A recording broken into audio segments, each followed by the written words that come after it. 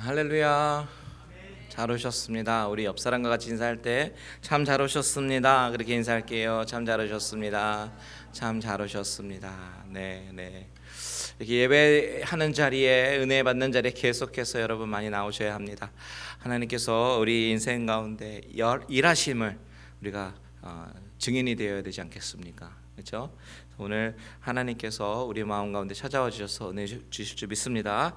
자, 오늘 같이 나눌 말씀은요, 우리 창세기 9장 18절에서 마지막 절까지 말씀을 가지고 우리의 은혜를 나누고자 합니다. 창세기 9장 18절에서 마지막 절까지입니다. 29절까지입니다.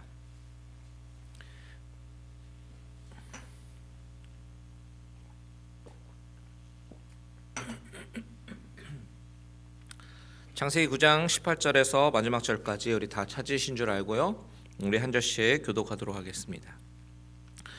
방주에서 나온 노아의 아들들은 셈과 함과 야벳이며, 함은 가나안의 아버지라.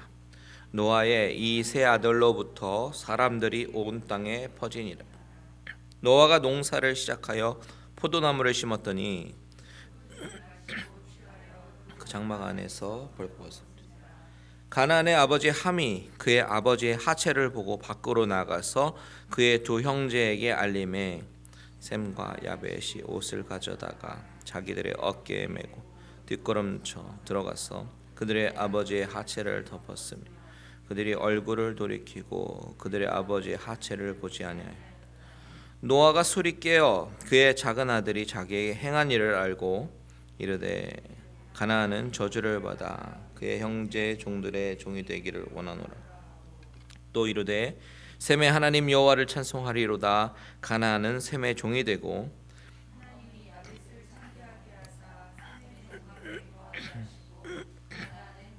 되게 하시기를 원하노라. 홍수 후에 노아가 350년을 살았고 그의 나이가 950세가 되어 죽었더라. 아멘. 자, 우리는요, 지난 시간에 노아의 홍수가 끝나고 나서 노아의 가족들이 나온 이야기를 살펴보았습니다. 노아의 가족들이 홍수가 끝나고 방주로부터 나왔을 때 가장 먼저 한 것이 무엇이었죠? 바로 제단을 쌓고 예배하는 것이었습니다.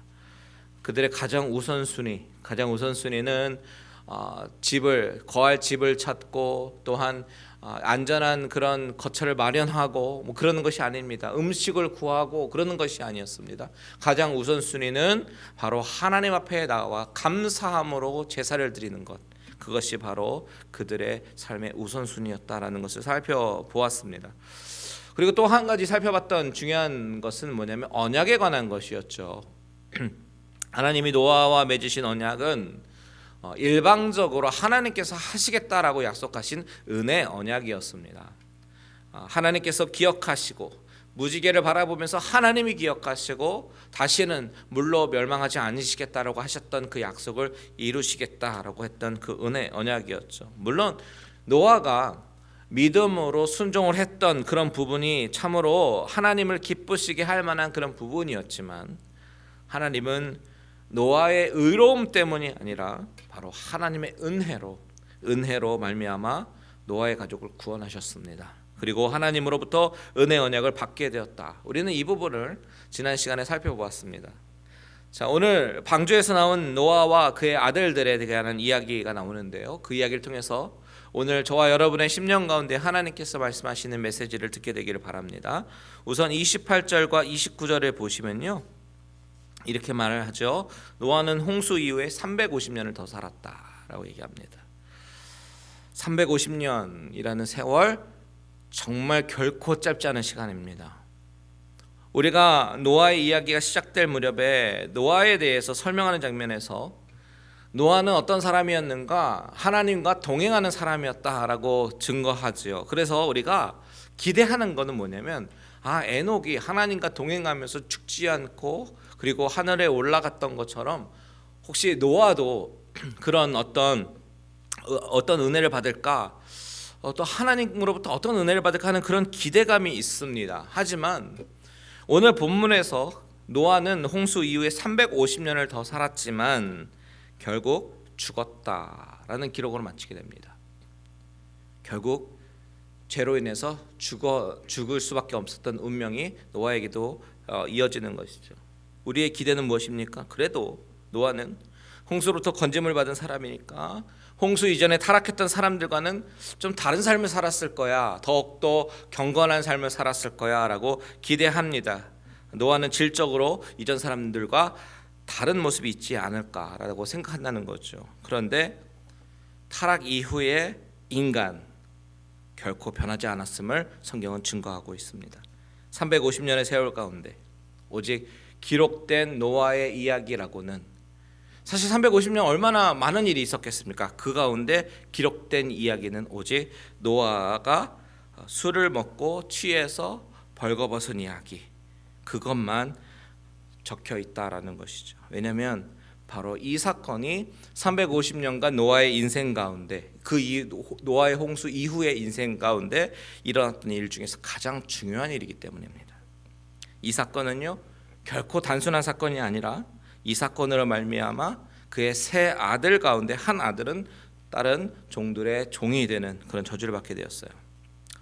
바로 이전 본문까지는 하나님이 노아와 그의 가족들을 구원하시고 은혜로 언약을 베푸시고 다시는 물론은 심판하지 않겠다라고 약속하신 정말 은혜로운 장면이었습니다. 이런 은혜로운 장면이 계속되었으면 얼마나 좋았을까요?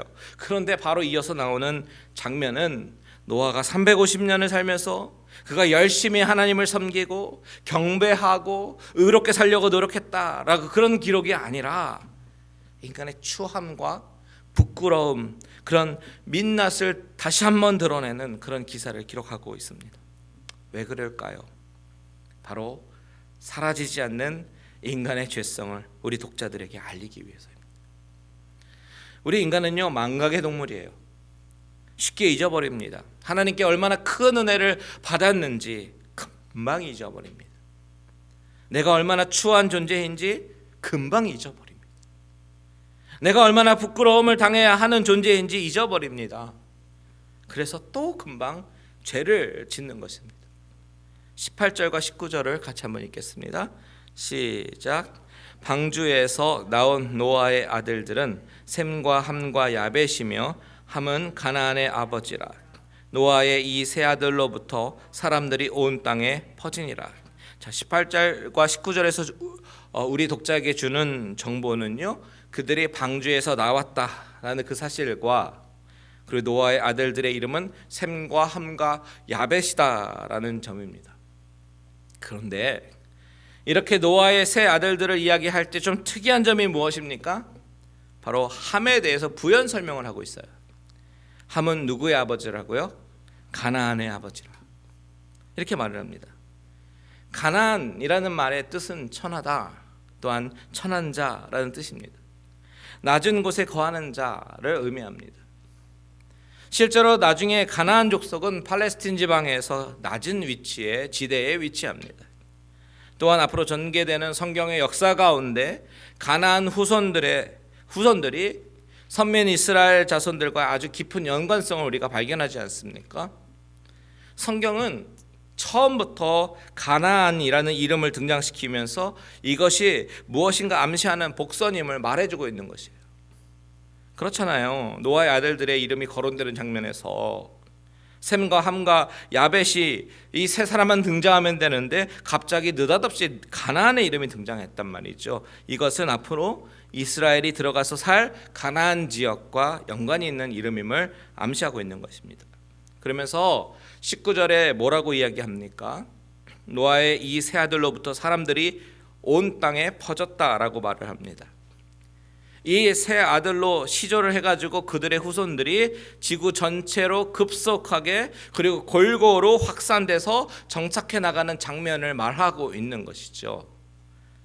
지난주 본문에서 하나님께서 은혜의 언약을 베푸시면서 뭐라고 선언하셨냐면 9장 1절과 7절에 노아 아들들에게 복을 주시면서 뭐라고 말씀하셨습니까? 생육하고 번성하고 땅에 충만하라 라고 말씀하셨습니다.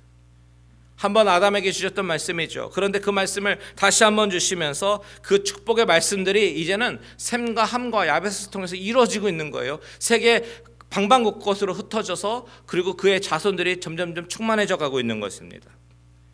그런데 그런 와중에서 30절에 보시면 노아가 무엇을 재배하기 시작했습니까? 포도나무를 심었고 재배하기 시작했습니다. 그리고 그 열매를 가지고 포도주를 만들어서 마시고 취했습니다. 자, 이 부분을 우리가 원어로 보면 좀 더 알 수 있는 정보가 있어요.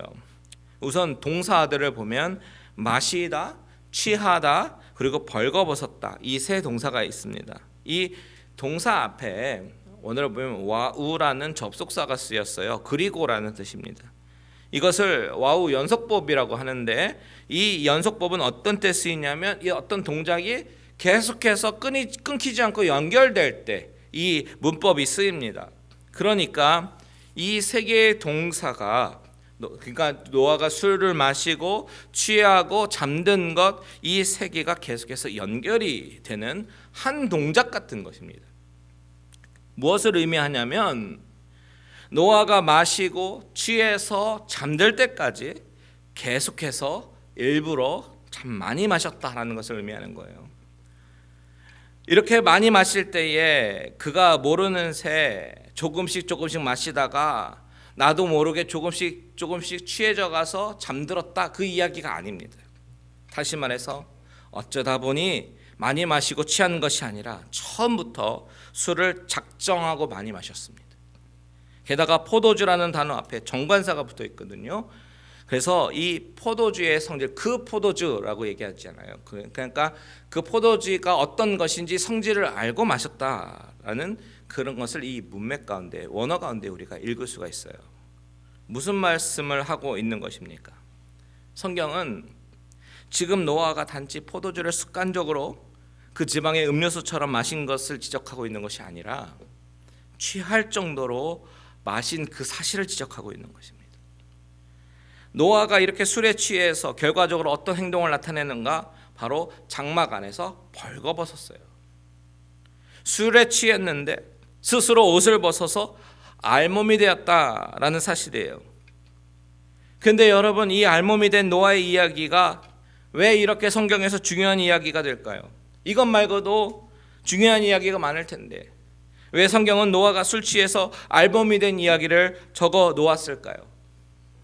왜냐하면 이 장면은 바로 창세기 3장에서 기록하고 있는 벌거벗어서 부끄러움을 알게 된 아담과 하와의 이야기를 떠올리게 하기 때문입니다.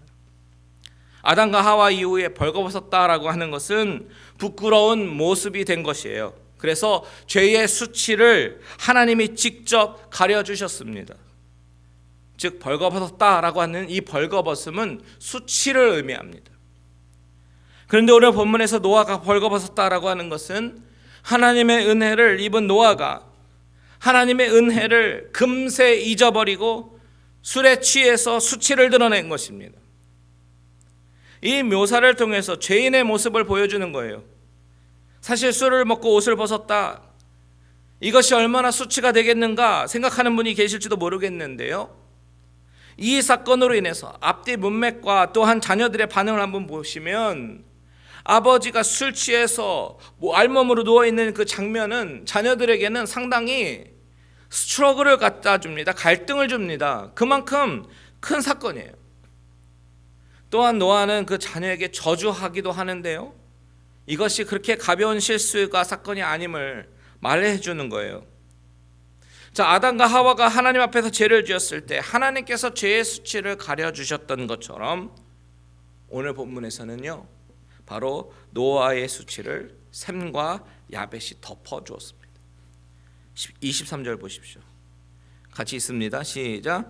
셈과 야벳이 옷을 가져다가 자기들의 어깨에 메고 뒷걸음쳐 들어가서 그들의 아버지의 하체를 덮었으며 그들이 얼굴을 돌이키고 그들의 아버지의 하체를 보지 아니하였더라.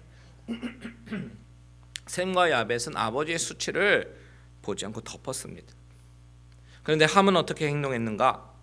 그것을 보고 바깥으로 나가서 알렸다라는 거예요. 여러분, 여기서 알렸다라고 하는 것은요, 그냥 인포메이션을 전달한 정도가 아닙니다. 여기서 말하다라는 그 단어, 나가드라는 단어는 막 알게 하고 막 전파하게 하는 그런 열정이 담겨 있는, 퍼뜨리는 그런 의미를 가지고 있어요. 그러니까 우연히 본 것을 말하는 것이 아니라 그것을 악의적으로 즐기며 모욕한 데 있는 것입니다. 함은 아버지의 수치를 사랑으로 덮어주려고 하는 것이 아니라 오히려 경멸과 조롱의 태도로 떠벌리고 있는 것입니다. 이것으로 인해서 그의 자녀가 저주받는 이유가 되는 것이에요. 여러분, 성경이 노아의 홍수의 사건 바로 이후에 이 사건을 기록한 이유가 무엇일까요? 은혜롭고 아름답게 이야기가 마무리되는가 싶더니 갑자기 의롭게 여김을 받았던 노아가 주태를 부리고 또한 그것을 보고 조롱하듯이 말을 퍼뜨리고 있는 이 자녀의 이야기, 이거 어떤 의도로 성경은 우리에게 이것을 보여주고 있을까요? 바로 아담의 타락 이후에 타락한 인간의 본성, 그 타락한 인간의 본성은 제 아무리 의롭게 생활하려고 한다고 하더라도 그 죄성만큼은 변하지 않더라. 이것을 보여주고 있는 것입니다. 노아는 어떤 사람이에요? 사실 노아는 죄가 얼마나 무서운지 가장 잘 아는 사람입니다.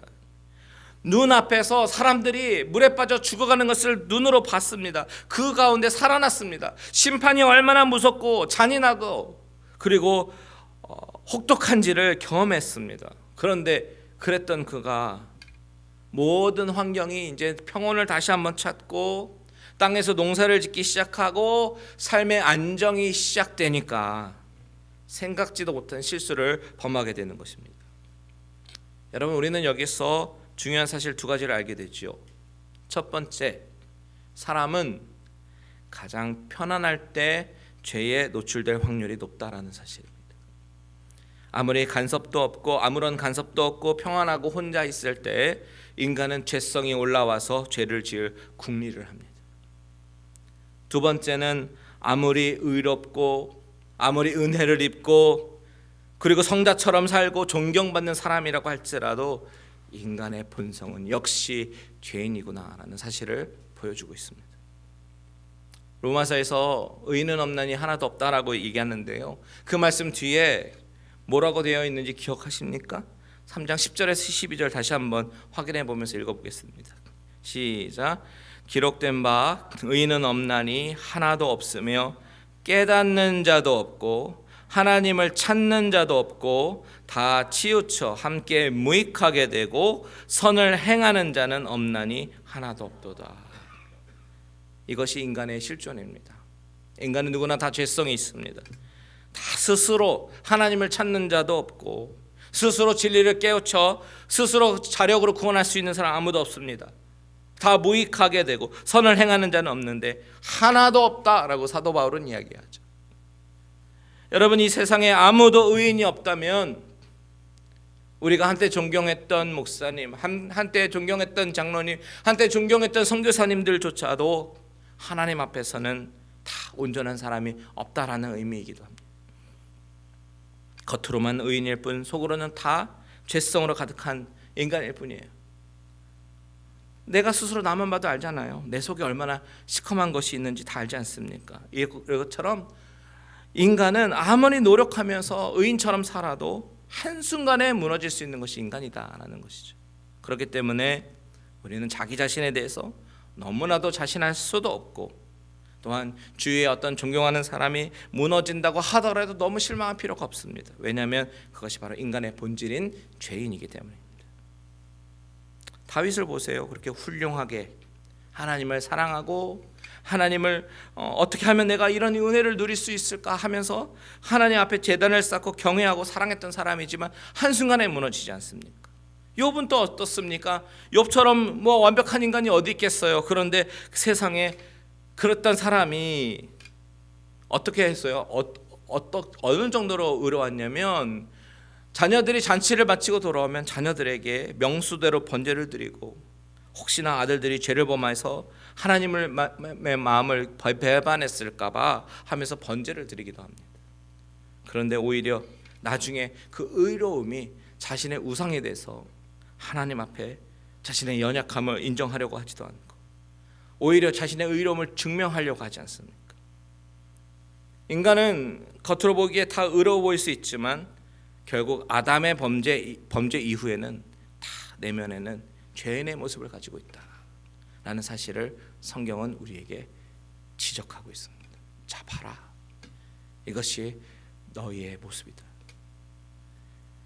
노아가 될 수 있었던 것은 바로 하나님의 은혜였는데 노아는 그것을 잊어버리고 있었던 것이죠.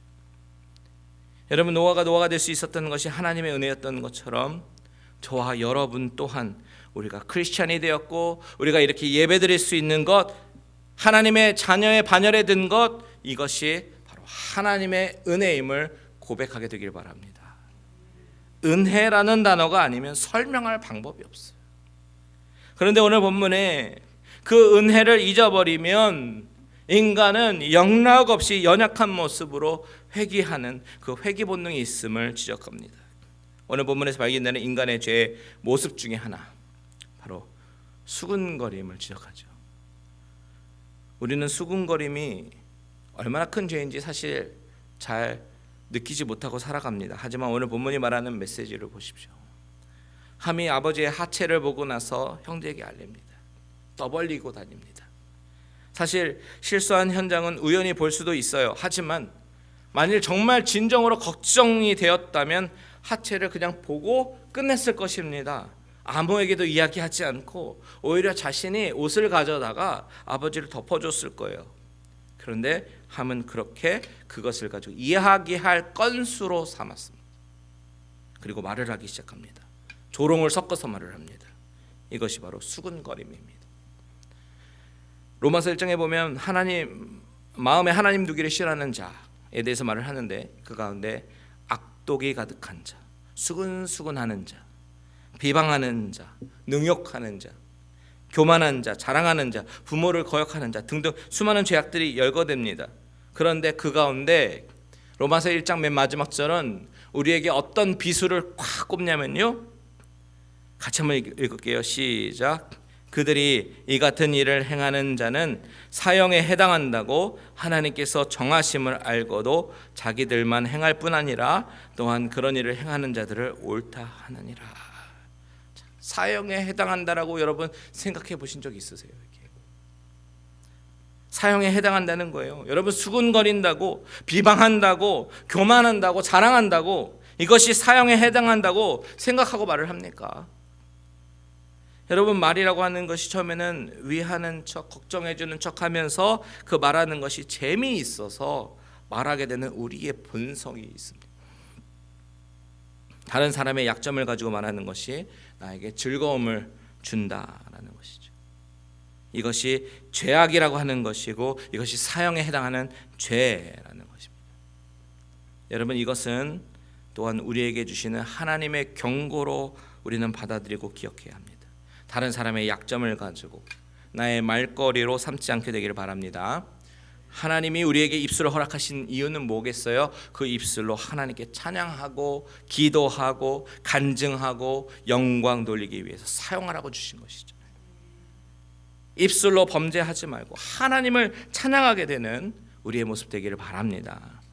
자, 오늘 본문을 살펴보면서 우리가 이제는 가장 이해하기 어려운 부분에 봉착하게 되는데요.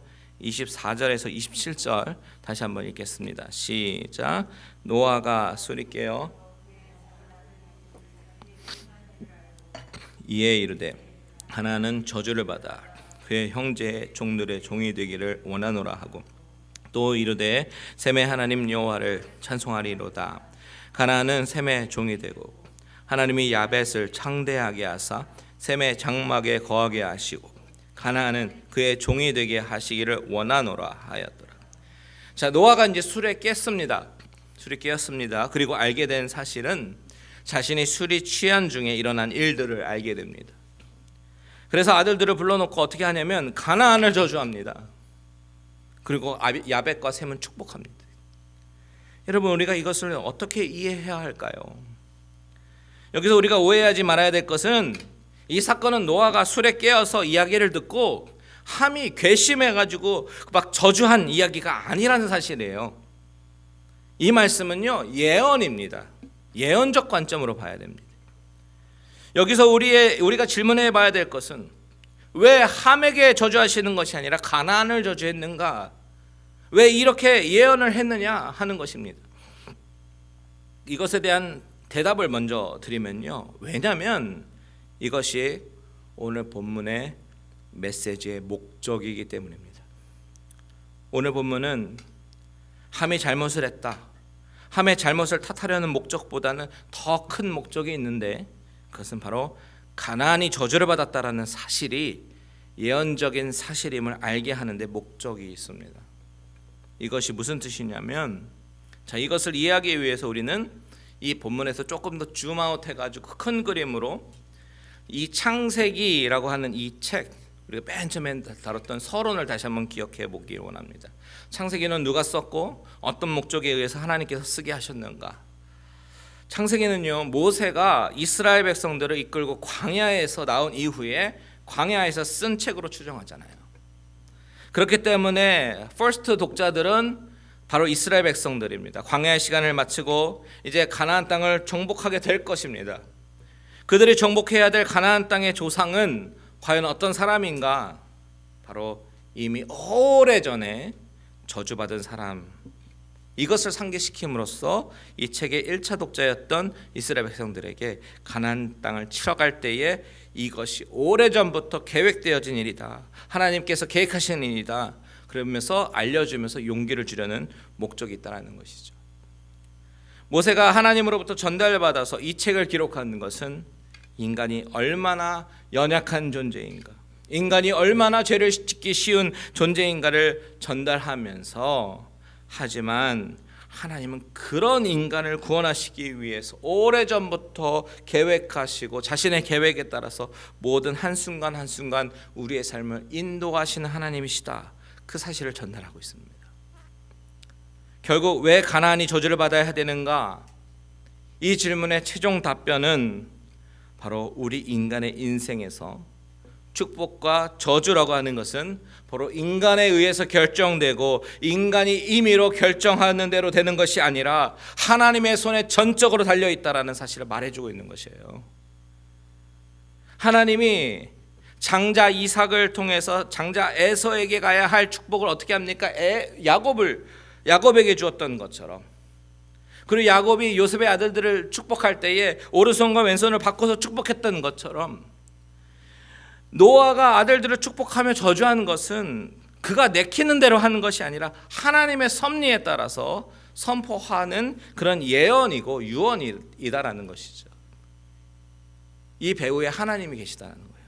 우리는 이 본문을 통해서 인간의 연약함을 다시 한번 확인해야 되지만, 동시에 이 모든 상황 속에서 하나님의 주권적인 자비와 은혜만이 바로 인간을 구원할 수 있다라는 사실도 우리는 기억해야 합니다. 여러분, 하나님의 은혜가 은혜로 다가올 수 있는 이유는 우리가 스스로 자력으로 구원할 수 없기 때문에 바로 그것이 은혜가 되는 것입니다. 스스로 구원할 수 없고 스스로 살 수 없고 이 모든 것이 은혜입니다 라고 고백한 사람이 사실 셈과 야벳이라는 거예요. 이들은 사실 자신들이 구원받은 것, 홍수 가운데 생명을 거둘 수 있었던 것은 자기들의 의 때문이 아니라는 것을 알았습니다. 하나님께서 노아를 선택하셨잖아요. 그리고 그 선택의 테두리 안에 있었던 것이지 그들이 스스로 구원받아 마땅한 존재가 아님을 너무나도 잘 알고 있었습니다.